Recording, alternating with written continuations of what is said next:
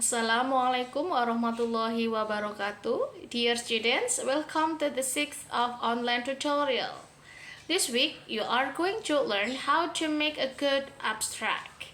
You can find this material in Module 6, which consists of 2 learning activities.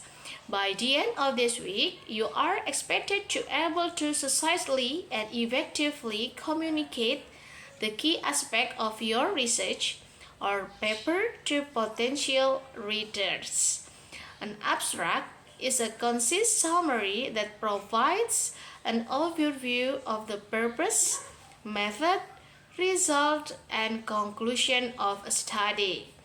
By achieving this objective, a well-crafted abstract serves as a powerful tool to communicate to the essence of your research efficiently, making it more likely to attract the attention of your target audience.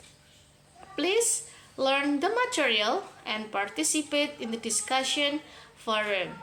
Thank you so much and good luck. Wassalamualaikum warahmatullahi wabarakatuh.